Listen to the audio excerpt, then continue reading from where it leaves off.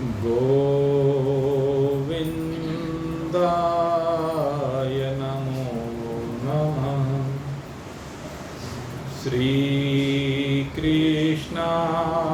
नमो नमः। नारायणाय नमोस्तुते।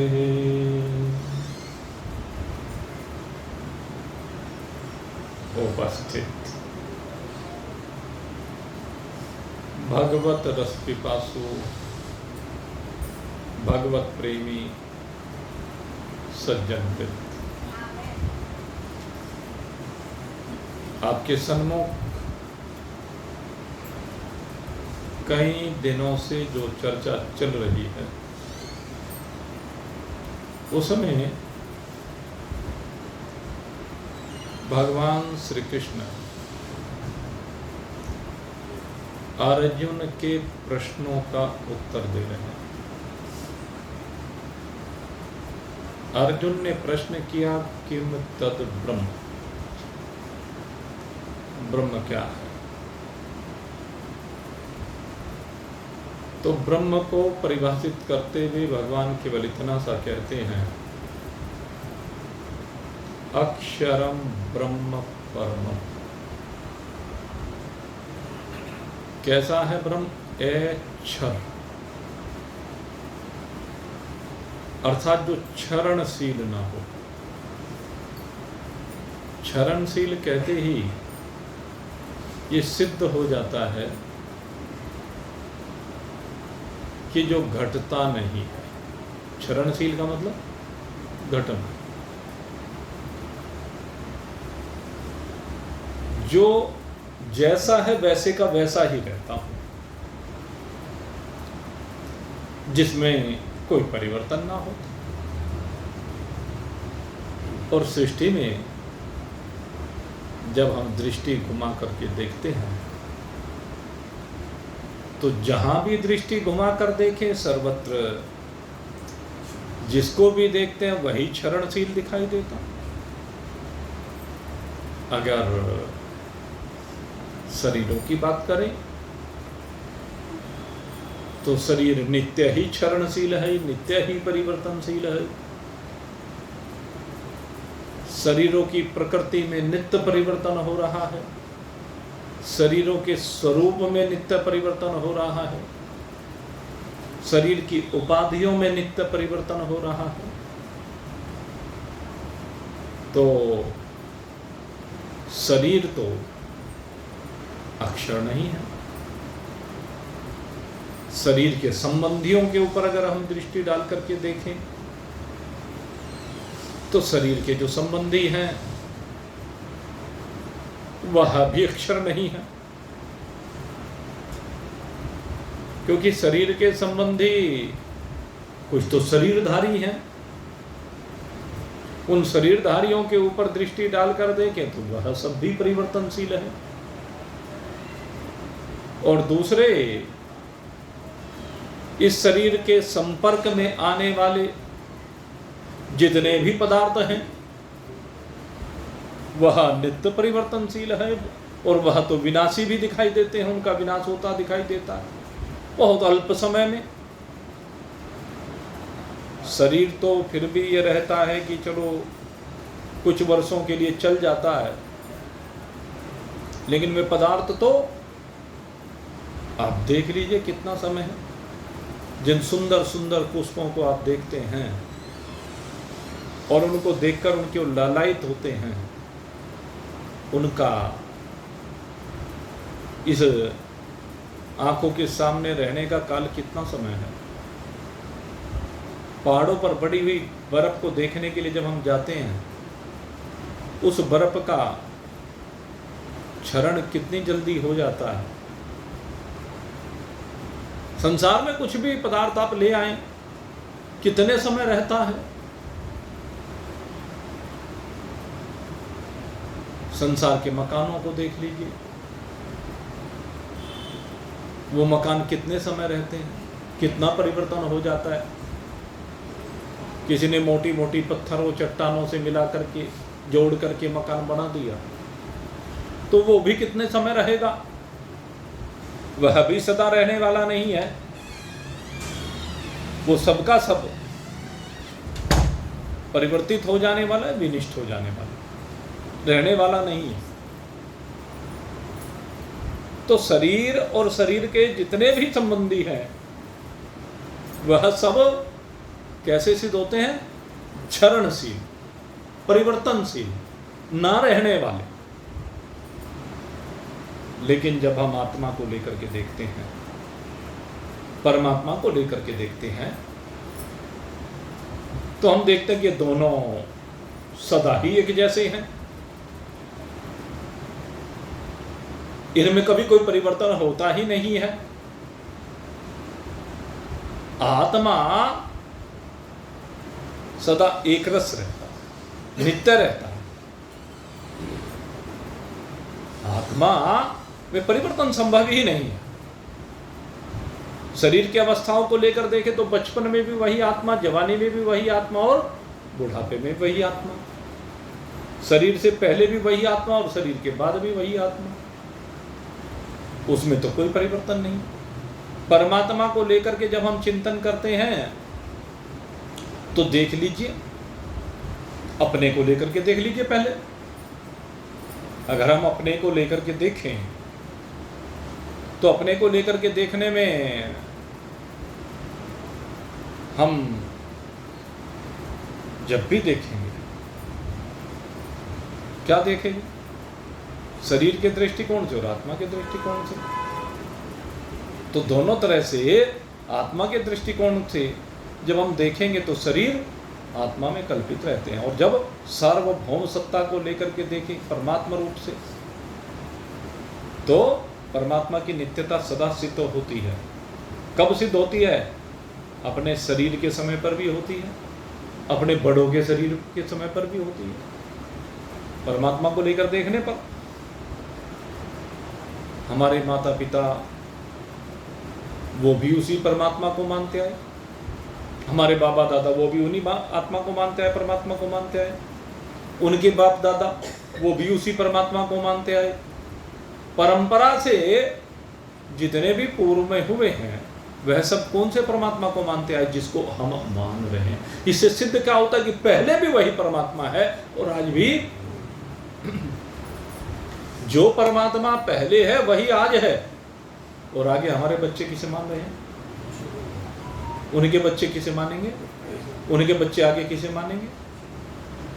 तो ऊपर की परंपरा को देखें या आगे की परंपरा को देखें तो परमात्मा को तो उसी को माना जाता है। उस परमात्मा में तो कोई परिवर्तन नहीं है, चाहे सगुण साकार रूप में माने चाहे निर्गुण निराकार में माने। सगुण साकार रूप में भी आप किस परमात्मा को मानते हैं? आप देखिए, भगवान नारायण को मानते हैं तो भगवान नारायण को सदा से ही सृष्टि के प्रारंभ से मानते आए हैं। भगवान शंकर को मानते हैं तो वो भी सृष्टि के प्रारंभ से ही मानते आए हैं। माँ भगवती को मानते हैं तो उनको भी सृष्टि के प्रारंभ से ही सब मानते आए हैं। तो उनमें तो कोई परिवर्तन नहीं है। माँ भगवती का जो स्वरूप सृष्टि के आदि में कल्पना में आया, सन्मुख आया, वही आज भी है।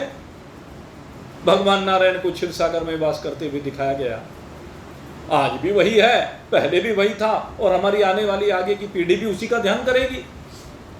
भगवान भोलेनाथ का जो स्वरूप हमारे से पहले वालों ने माना, लिंग रूप में माना या सगुण रूप में, जो मूर्त रूप में माना, उसमें भी कोई परिवर्तन नहीं है।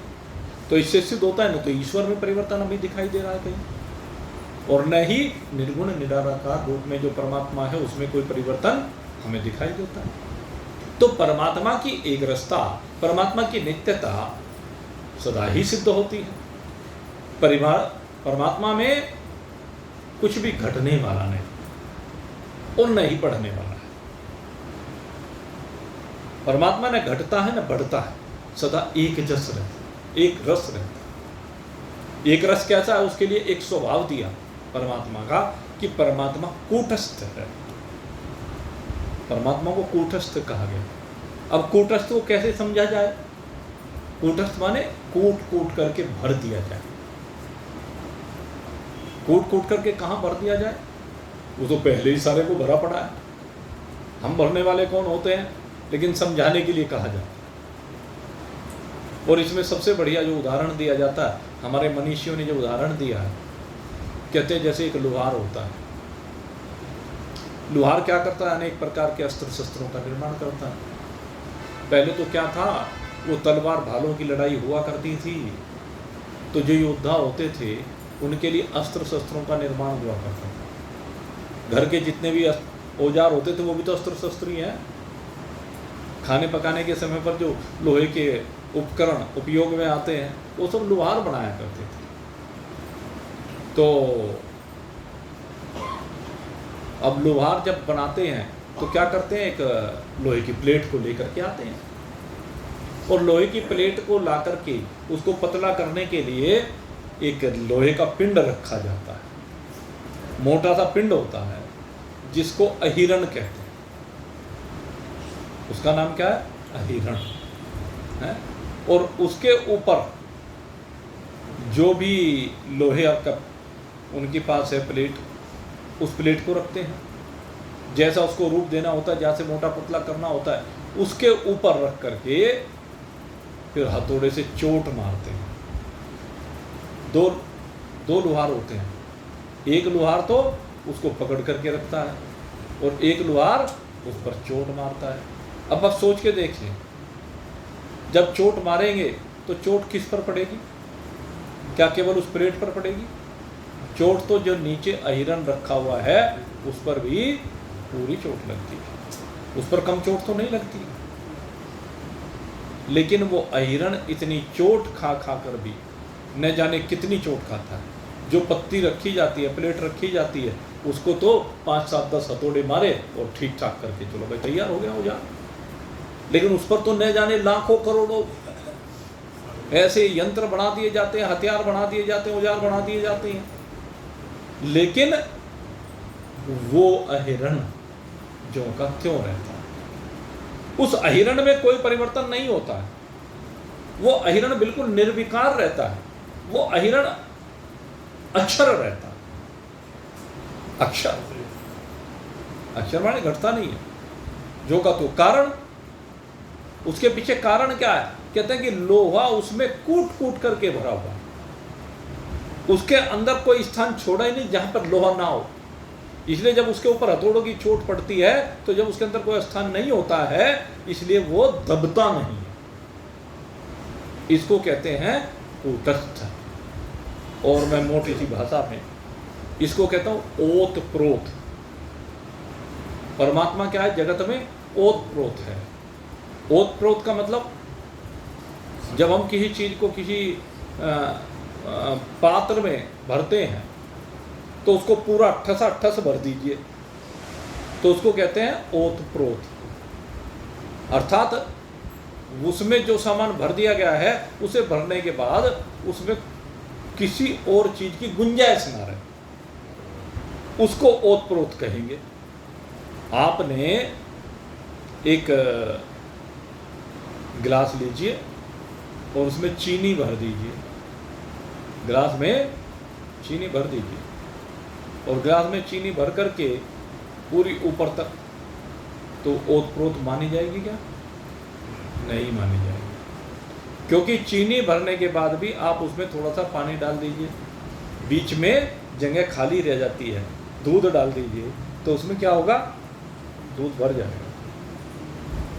लेकिन उसी गिलास में चीनी की बजाय, चीनी के स्थान पर उसी गिलास में आप दूध डाल दीजिए।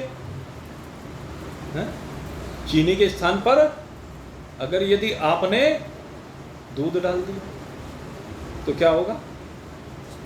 दूध से अगर लबालब कर दिया उसमें फिर कुछ नहीं आ सकता। आप उसमें चीनी डालना चाहो तो जितनी चीनी डालोगे उतना दूध बाहर निकल आएगा। तो ओतप्रोत इसे कहते हैं कि जिस चीज को उस पात्र में डाला गया वो भरने के बाद फिर उसमें कुछ भी न आ सके। सीधी सी बात। इसको कहते हैं ओतप्रोत, इसको कहते हैं कूटस्थ। तो ऐसे ही कहते हैं ये परमात्मा सर्वत्र ओतप्रोत है, सर्वत्र कूटस्थ रूप से विराजमान है। इसी को घन भी कहा गया। ये क्या है? घन है। ऐसे भरा हुआ है परमात्मा, सब में भरा हुआ है। ये परमात्मा की विशेषता है। ये जो शरीर है, इसके अंदर परमात्मा के अलावा कुछ नहीं भरा जा सकता, लेकिन हमें दिखता है। कहते हैं जो भी कुछ दिख रहा है ये कल्पित है इसमें परमात्मा ही केवल, परमात्मा ही विभिन्न रूपों में दिख रहा है। ये बात अब भगवान समझा रहे हैं आगे। अभी इसमें आगे जो चर्चा आएगी उसमें एक विषय आता है, भूत भावोद्भव करह, भूत भावोद्भव करो विसर्ग कर्म संगीता, भूत भावो उद्भव करो विसर्ग कर्म संगीता। बड़ा सुंदर भाव यहाँ पर कहा गया है। कहते दो स्थितियां होती हैं। एक स्थिति होती है जो सृष्टि है, उसकी अक्रिय अवस्था, अर्थात जब महाप्रलय हो जाती है तब सृष्टि रहती नहीं है, वो अक्रिय अवस्था है। और एक है सक्रिय अवस्था, जिस समय सृष्टि का अस्तित्व दिखाई देने लगता है। तो सृष्टि का जो रूप दृष्टिगोचर होने लगता है वो सक्रिय अवस्था है। तो यहां पर ये का भूत भावोद्भव करे विसर्ग है कर्म संगीत। विसर्ग कहते हैं त्याग को। कहते हैं जब भगवान से प्रकृति का त्याग होता है, या दूसरे रूप में क्या उद्भव, प्रकृति का उद्भव होता है। लेकिन उद्भव कैसे होता है? प्रकृति का उद्भव भगवान से कहते होता है, कहते हैं जब भगवान संकल्प करते हैं, भगवान के एक संकल्प से प्रकृति का उद्भव होता है, अस्तित्व होता है, अस्तित्व में आता है। ये भगवान का कर्म कहलाता है। इसको क्या कहा? कर्म संज्ञा कहा, कर्म कहा है इसको, कर्म संगीत। इसी को भगवान का कर्म कहा जाता है। और कैसे होता है ये? एको हम बहुश्याम, एको हम बहुश्याम, मैं एक हूं और मैं एक ही अनेक रूपों को धारण करने वाला बन जाऊं। तो एक ही परमात्मा अनेक रूपों में अपने आप को बांट लेते हैं। सारे रूप परमात्मा के ही हैं। जड़ चेतन जग जीव जत सकल राम मैं जान, जड़ चेतन जग जीव जत सकल राम मैं जान, बंदहूँ सबके चरण कमल सदा जोर जुग पान, सियावर राम जय जय राम, मेरे प्रभु राम जय जय राम। ये परमात्मा की वास्तविकता यही है, वो संज्ञा जिसके द्वारा एको हम बहुश्याम, मैं एक अनेक रूप में बढ़ जाऊं। यही भगवान का कर्म, यही भगवान का स्वभाव, यहीं से भगवान के द्वारा सृष्टि का प्रकटन होता है। और भगवान का के द्वारा जब सृष्टि का प्रकटन होता है, पहले ये भाव होता है, और दूसरे कहते हैं मैं एक अनेक रूप में तो बटू ही, साथ साथ मैं एक अनेक प्रकार की सृष्टि का सृजन करने वाला हूं। एको हम बहुश्याम, दोनों एक ही बात है। पहले में कहा मैं एक अनेक रूप में बटूं, और वो जो अनेक रूप में बटूं, एक से अनेक हो जाऊं मैं, लेकिन वो अनेक होकर के बहुत प्रकार का हो जाऊं। ये नहीं कि एक ही प्रकार का रहूं, बहुत प्रकार का दृष्टिगोचर हूं। एक परमात्मा बहुत प्रकार के दृष्टिगोचर होने लगते हैं। विभिन्न प्रकार के अंतःकरणों की संरचना होकर के ये परमात्मा अनेक भांति का भासने लगता है। जाकी रही भावना जैसी प्रभु मूरत तिन देखा ही तैसी। जैसी जैसी जिसकी भावना होती है उस रूप में भगवान अनेक रूपों में बटे हुए से दिखने लगते हैं। ये विशेषता है भगवान की। भगवान एक से अनेक होते हैं, एक ही है, लेकिन ये ध्यान करने की बात है, ये भगवान का करना। तो भगवान इसमें कह रहे हैं भूत भावोद्भव कर विसर्ग कर्म संगित। महाप्रलय से लेकर के महासर्ग तक। जब महाप्रलय से अक्रिय अवस्था से सक्रिय अवस्था में आते हैं तो भगवान के द्वारा इस जगत को प्रकट करना ही भगवान का कर्म कहलाता है। भगवान के द्वारा एक से अनेक हो जाना ही भगवान का कर्म कहलाता है। एक ही भगवान अनेक रूपों में बन जाते हैं, यही भगवान का कर्म है। आगे हम जो 10वां और 11वां अध्याय आएगा आगे, अभी तो हम अष्टम अध्याय पर चल रहे हैं, तो 11वें अध्याय में भगवान की जो विभूतियां बताई जाएंगी उन विभूतियों में यही सब कुछ दर्शाया गया है कि भगवान ही सब रूपों में विराजमान है। एक ही भगवान अनेक रूपों में बटे हुए हैं। एक ही भगवान अनेक रूपों में बैठ करके अनेक अनेक प्रकार की लीलाएं कर रहे हैं। इससे तात्पर्य क्या है? एक ही भगवान की शक्ति हम सब के अंदर विराजमान है। एक ही भगवान सबके घट घट में बैठ करके सबको अस्तित्व प्रदान करते हैं। ये भगवान की विशेषता है। इसके बाद कहा स्वभाव अध्यात्म उच्चते। भगवान कहते हैं स्वभावो अध्यात्म उच्चते। यहां पर जो स्वभाव की बात की गई है, स्वभाव को ही अध्यात्म कहा गया है। किसके स्वभाव की बात हो रही है? कहते हैं दो के स्वभाव की चर्चा होती है। एक तो स्वभाव परमात्मा का है और एक स्वभाव संसार का है, सृष्टि के जीवों का है। अब हम सृष्टि के जीवों के स्वभाव के ऊपर चिंतन करें तो सृष्टि के जीवों का स्वभाव कैसा है? सृष्टि के जीवों का स्वभाव जहां भी हम दृष्टि डालते हैं तो हमें कैसा स्वभाव दृष्टिगोचर होता है? कहते कहीं सतोगुण की अधिकता दिखाई देती है, कहीं रजोगुण की अधिकता दिखाई देती है, कहीं तमोगुण की अधिकता दिखाई देती है, कहीं कमी दिखाई देती है। किसी में सतोगुण और रजोगुण मिला हुआ दिखाई देता है, किसी में रजोगुण और तमोगुण मिला दिखाई देता है, किसी में सतोगुण के साथ तमोगुण मिलाए दिखाई देता है।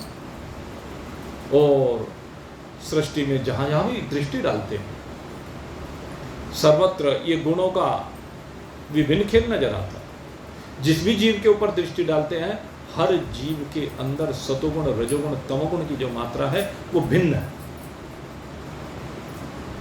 जीवों में किसी में भी इन गुणों की जो मात्रा है वो एक जैसी नहीं है किसी के अंदर भी। यहां तक कि एक ही समय पर पैदा हुए एक ही माता पिता की संतान, जिनको हम ट्विन कहते हैं, दो बच्चे एक साथ पैदा हो जाए, लेकिन जब हम वो बड़े होते हैं एक जैसा उनका लालन पालन होता है, एक जैसा खाना पीना उनको मिलता है, लेकिन उसके बाद हम देखते हैं उनके शरीरों की बनावट भिन्न हो जाती है। हम देखते हैं उनके द्वारा किए जाने वाले कर्मों में भिन्नता दिखाई देती है। उसका कारण क्या है? उनका स्वभाव भिन्न होता है, क्योंकि उनमें सतोगुण रजोगुण तमोगुण का जो मिश्रण है वो भिन्न होता है, वो एक जैसा नहीं होता है। ये सतोगुण रजोगुण तमोगुण का जो मिश्रण होकर के विभिन्न प्रकार के जीवों की संरचना होती है वो सब भिन्न है। इसको आप इस तरीके से समझ सकते हैं। आप हमारे शहर में 100 हलवाई हैं, होंगे सैकड़ों हलवाई हमारे शहर में, और हर हलवाई रसगुल्ला बेचता है। बेचता है कि नहीं बेचता है? हर हलवाई बर्फी बेचता है। ये 2 मिठाई ऐसी हैं जो हर हलवाई रखता है। अब जरा 100 के 100 हलवाइयों से एक एक रसगुल्ला लेकर के आए और एक एक रसगुल्ले को चख करके देखिए। क्या आप कह सकते हैं कि सारे रसगुल्ले एक जैसे हैं? या कोई से भी 2 को एक जैसा कह दो?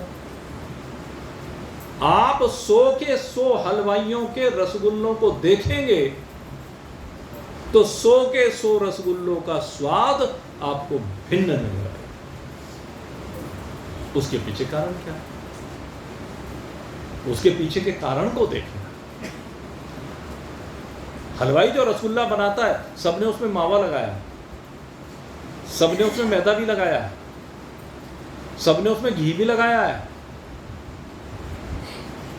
और फिर उसको जो मीठे का रस होता है, पाखर कहते हैं जिसको, है? चाशनी नहीं, बाखर। चाशनी में तो जमाया जाता है, चाशनी जब बनाते हैं तो उसको तो जमाया जाता है, बाखर बोलते। तो उसमें बाखर में जब डालते हैं तो वो भी सब एक ही चीनी से बनता है, खांड से, जिससे भी कहिए। लेकिन सबके स्वाद भिन्न क्यों? उसके पीछे कारण होता है। सबकी बर्फियों के स्वाद, सबकी बर्फियों के रंग, सबके रसगुल्लों के रंग भिन्न दिखाई देंगे, अलग ही पहचान में आ जाएगा। 2 रसगुल्ले अलग अलग हलवाइयों के रखिए तो आपको अलग दिखने लगेगा कि ये किसी दूसरे का, ये किसी दूसरे का। दिखाई देते हैं कि नहीं देते? आपके घर में विवाह का सीजन चल रहा हो, 5-4 जगह से डब्बे आ जाए मिठाई के, और घर में कोई मेहमान आ जाए, आपने किसी डब्बे में से कुछ खा लिया, किसी में से कुछ खा लिया, अब मेहमान आए तो क्या मन बनता है कि चलो भाई अब डब्बों में से मिठाई रख दो। अब डब्बों में जब मिठाई देखी तो 4 डब्बे उठाए और क्या देखा, चारों में एक एक रसगुल्ला बाकी है। अब वो चारों प्लेट में एक जगह रखने लगे। अब जब चारों को प्लेट में एक साथ रखा तो कैसे लगे? कहने लगे तो चारों ही भिन्न में, देखने वाला क्या कहेगा? ये होता है कि नहीं होता है प्रैक्टिकल? क्यों? अरे जब वो चारों ही रसगुल्ले हैं तो फिर एक ही तो है। नहीं, एक नहीं है भाई, प्रकृति का भिन्नता, ये प्रकृति की भिन्नता है, ये स्वभाव की भिन्नता है, यही है संसार में। भगवान ने जो प्रकृति का मिश्रण किया है वो भिन्न प्रकार से किया है। उस रसगुल्ले में अब अंतर क्या है? कहते हैं कुछ ना कुछ खोए का, मैदे का और चीनी का और घी का, मुख्य रूप से 4 चीजें होती हैं। इन चारों चीजों का जो मिश्रण है वो डिफरेंट हो गया। कुछ न कुछ सबके मिश्रण में अंतर आ गया, और उस अंतर के कारण से इस सिकाई में भी अंतर आ गया, पकने में भी अंतर आ गया, इसलिए उनका सबका स्वाद अलग हो गया। इसी प्रकार से भगवान ने जितने प्रकार के जीवों की संरचना की, भगवान ने जब ये जीवों की संरचना की तो वो भी भिन्न प्रकृतियों को मिला करके की। सतोगुण, रजोगुण, तमोगुण का जो मिश्रण है वो भिन्न भिन्न है सब में। किन्हीं भी 2 प्राणियों में एक जैसा सतोगुण, रजोगुण, तमोगुण नहीं है। और जब एक जैसा सतोगुण, रजोगुण, तमोगुण नहीं है तो वे एक जैसे स्वभाव वाले भी नहीं हैं। ये स्वभाव सबका भिन्न है। और कहते हैं इस स्वभावों को जनाने वाली जो विद्या है, ये क्या है? इन स्वभावों को जनाने वाली जो विद्या है वही अध्यात्म है। सबके स्वभावों को जनाने वाली जो विद्या है वो अध्यात्म विद्या कहलाती है। इसमें भी स्वभाव की बात जब हम करते हैं तो 2 प्रकार के स्वभावों की बात की जाती है। एक स्वभाव तो शरीरों का स्वभाव है। संसार में जितने भी प्रकार के प्राणी हैं उन सबके शरीरों का स्वभाव होता है। मनुष्य के शरीरों का स्वभाव होता है। और मनुष्यों में भी फिर जातियों के भी अपने अलग अलग स्वभाव होते हैं। हमारे यहाँ ये जो जातियाँ बनाई गई, कहाँ से किसने बनाई, राम जी जाने भाई। हमें आज तक नहीं मिला कि जातियाँ बनी कहाँ से। ये जो जातियाँ बनी ना, जो अपने को ले लेकर के भिन्न भिन्न जाति वाला अपने को कहते हैं, ये जातियाँ कहाँ से बनी, इनका शास्त्रों में कहीं वर्णन नहीं आता है कि शास्त्रों में वर्णित हो कि ऐसे बनी जातियाँ। तो हमने तो अधिकांश क्या देखा कि जो जो कर्म करने लगा उस कर्म के अनुसार ही उसकी जाति का निर्धारण हो गया। उसी कर्म के करने का कर्म के कारण से उसका नाम रख दिया गया। तो भिन्न भिन्न प्रकार की ये बन गई। लेकिन भगवान ने सबको एक जैसा स्वभाव तो नहीं दिया, शरीर तो नहीं दिया, लेकिन ये जातियां भी नहीं। भगवान तो जो रचना कर रहे हैं मेरे मित्रों, वो विभिन्न प्रकार से सबकी जो संरचना भगवान ने की है। पहले मनुष्यों की संरचना को हम देखें तो सब भिन्न प्रकार के, पशुओं की संरचना को देखें तो सब भिन्न प्रकार के, पक्षियों की संरचना को देखें तो सब भिन्न प्रकार के। हम जलचर, नभचर, थलचर जो भी संरचना देखें, सब संरचना भिन्न प्रकार की दिखाई देती है। तो ये भौतिक संरचना की बात, चाहे वह शरीरों की बात हो और चाहे वह संसार के पदार्थों की बात हो, समस्त संरचनाएं भिन्न प्रकार की होती हैं। तो ये है मिश्रण का अंतर। सतोगुण, रजोगुण, तमोगुण का जो मिश्रण है उसके अंतर के कारण से ये भिन्न संरचनाएं हमें संसार में दृष्टिगोचर होती हैं। तो इनको जनाने वाली जो विद्या है, सबके स्वभावों को जनाने वाली जो विद्या है, किसी के अंदर भगवान ने जहर भर दिया है और किसी के अंदर मिठास भर दी है। ये क्या है? ये गुणों का अंतर है। जहां सतोगुण की अधिकता है वहां मिठास दिखाई देगी, जहां तमोगुण की अधिकता है वहां पर कड़वाहट दिखाई देगी। संसार में यही तो है सब प्रकार के प्राणियों की विशेषता। जिसके अंदर भगवान ने सतोगुण की अधिकता की है, या कह लीजिए जिसने एक दिशा पाकर के महान पुरुषों से अपने अंदर मिठास को भर लिया। और हम तो कहा करते थे भाई जैसा खाओ अन्न वैसा बने मन। एक ये कहावत हमारे यहाँ बड़ी प्रसिद्ध है कि जैसा हम अन्न खाते हैं वैसा ही हमारा मन बन जाता है। इसलिए हमने जब इस कहावत को पढ़ा तो हमने सोचा कि भाई हम तो भाई फिर मीठा ही मीठा खाया करें। जब हम मीठा खाएंगे तो मीठा ही बनेंगे। स्वामी अंशानंद जी कहा करते थे मीठा खाओगे तो मीठा बनोगे और कड़वा खाओगे तो कड़वे बनोगे।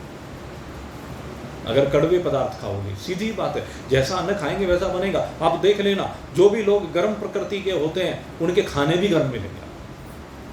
उनको गर्म प्रकृति के मिर्च, मसाले इत्यादि ये चीजें सूट करती हैं, उनका स्वभाव ऐसा ही बन जाता है। और जो सात्विक प्रकृति के होते हैं उनको गर्म चीजें बर्दाश्त नहीं होती, उनको पचती नहीं है, क्योंकि वो उस अग्नि को सहन नहीं कर पाते। तो ये भिन्न प्रकार की प्रकृति भगवान ने बनाई। एक भौतिक चर्चा में कर रहा था कि इन सब पदार्थों की, सब जीवों की प्रकृति का जो अध्ययन कराने वाली विद्या है वो अध्यात्म विद्या है। ये भौतिक अध्यात्म विद्या, भौतिक का ज्ञान जिसमें हो रहा है। और दूसरी क्या है, जो इसका वास्तविक भाव है, यहाँ पर भगवान जो कह रहे हैं स्वभावोध्यात्म उच्यते। किसका स्वभाव बता रहे हैं? कहते एक तो ये भौतिकता का स्वभाव हुआ, प्राणियों का स्वभाव हुआ, संसार का स्वभाव हुआ, और दूसरा जो स्वभाव हुआ वो ईश्वर का स्वभाव हुआ, परमात्मा का स्वभाव हुआ। अगर हम ईश्वर के स्वभाव की बात करें तो ईश्वर का स्वभाव भी सात्विक का है। ईश्वर क्योंकि सतोगुण में प्रकट होता है, इसलिए ईश्वर का स्वभाव सात्विक है। इसलिए उसमें दया का लक्षण दिखाई देता है, इसलिए उसमें पालनकर्ता का रूप हमें दिखाई देता है, इसलिए वो जग जननी के रूप में हमें दिखाई देती है। वो सबके ऊपर अपना वर्चस्व रखते हुए दिखाई देती है। वो केवल देवताओं का ही पालन नहीं करती, वो असुरों का भी पालन करती है। एक माँ की विशेषता है। हम जानते हैं असुरों को जन्म देने वाली दीति कही गई है। कश्यप ऋषि की दो धर्मपत्नी विशेष रूप से प्रसिद्ध हैं, एक दीति, एक अदिति। अदिति देवताओं की माता है, दीति असुरों की माता है, पिता एक ही है। लेकिन उस दीति ने जितने असुरों को जन्म दिया है, उसी दीति ने देवों को भी जन्म दिया। आपको बताया, दीति ने देवताओं को भी जन्म दिया है, और एक नहीं 49 देवों। दीति के गर्भ से 49 देवता उत्पन्न हुए। तो सतोगुणी व्रति भी है और तमोगुणी व्रति भी है, सबके अंदर है।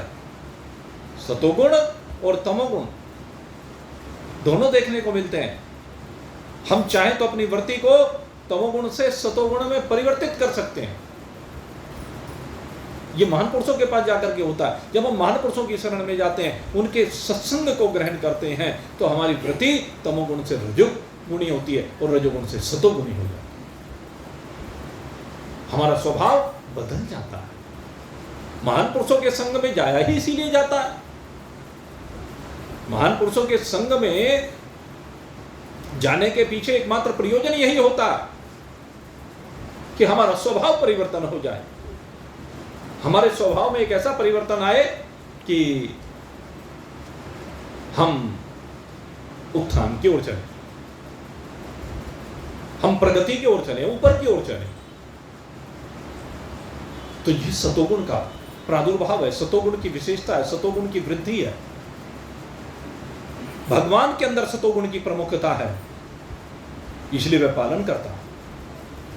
और दूसरे में स्वभाव की बात करूं, वास्तविक स्वभाव, ये सब जितने भी स्वभाव हैं, ये गुणों का स्वभाव है, सतोगुणी, रजोगुणी, तमोगुणी। लेकिन अब हम जब स्वभाव की बात करते हैं, ब्रह्म के स्वभाव की बात करते हैं, परमात्मा के स्वभाव की बात करते हैं, या कहिए आत्मा की बात करते हैं, तो आत्मा का स्वभाव क्या है? कहते आत्मा का स्वभाव है शुद्ध सच्चिदानंद। आत्मा का स्वभाव तो यह है, सच्चिदानंद रूपाय। श्रीमद् भागवत का प्रारंभ यहीं से होता है। वो परमात्मा के स्वभाव को बता रही है, भगवान का नहीं। भगवान के स्वभाव में तो सतोगुण की प्रमुखता दिखाई देती है, उनके कर्म में सतोगुण की प्रमुखता दिखाई देती है, लेकिन परमात्मा के स्वभाव में कहीं भी गुणों की बात होती ही नहीं। गुणों की बात होते तो माया है, गुणों की बात होते तो संसार है, और जब निर्गुणता की बात है तो परमात्मा है। परमात्मा का स्वभाव सत्य है, चित्त है, आनंद है।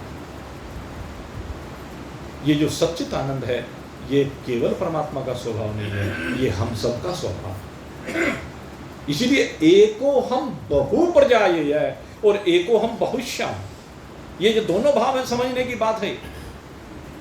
एको हम बहुश्याम है, ये परमात्मा का आत्मा के रूप में दृष्टिगोचर होना है जीवों में। एको हम बहुश्याम है, एक ही परमात्मा आत्मा के रूप में बहुत रूप होकर के समस्त शरीरों में भासता है, एको हम बहुश्याम रूप से। और एको हम बहु प्रजायेय, ये एक ही परमात्मा गुणों से जुड़ करके बहुत प्रकार की प्रजा, सतोगुणी, रजोगुणी, तमोगुणी प्रजा को उत्पन्न करने वाला दिखाई देता है। और वास्तव में जो दिखाई देता है गुणों में, ये परमात्मा का वास्तविक स्वरूप नहीं है, ये परमात्मा का आभासित स्वरूप है, ये परमात्मा का स्वप्निल स्वरूप है, ये वास्तविक स्वरूप नहीं। प्रातिभाषिक सत्ता इसको कहा गया। ये प्रातिभाषिक सत्ता है, वास्तविक सत्ता नहीं है, यथार्थ सत्ता नहीं है। यथार्थ सत्ता तो क्या है? भगवान कहते हैं कि मेरी जो यथार्थ सत्ता है वो सत्य है, चित्त है, आनंद है, स्वयं प्रकाश है, घन है, कूटस्थ जो आज आपको बताया, वो मेरा वास्तविक स्वरूप है। तो इस प्रकार से मेरे मित्रों, ये परमात्मा का जो स्वभाव है, कुछ विधेय विशेषण अभी तक आपके सामने 6 विधेय विशेषणों की चर्चा की है।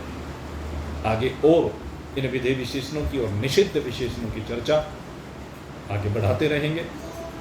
समय तो अपनी गति से बढ़ता रहता है। सत्य स्वरूपता, चैतन्यता, आनंद स्वरूपता, ब्रह्म स्वरूपता, स्वयं प्रकाश और छठा घन कूटस्थ, ये परमात्मा के 6 विधेय विशेषण, इनसे निश्चय ही आपको दृष्टि मिलेगी। आगे भी ये चर्चा हमारी जारी रहेगी। आज इस चर्चा को मैं आज यहीं पर विश्राम दे रहा हूँ। कल फिर आपकी सेवा में उपस्थित होंगे। आप सबके लिए बहुत बहुत शुभकामना करते हुए भगवान से प्रार्थना करता हूँ कि भगवान आपके ऊपर कृपा करे और ये निरंतर जो परमात्म ज्ञान है आप हृदयंगम करके आनंदित होते रहें। बहुत बहुत शुभकामना करते हुए यहीं पर आज के सत्संग को विश्राम। बोलिए सच्चिदानंद भगवान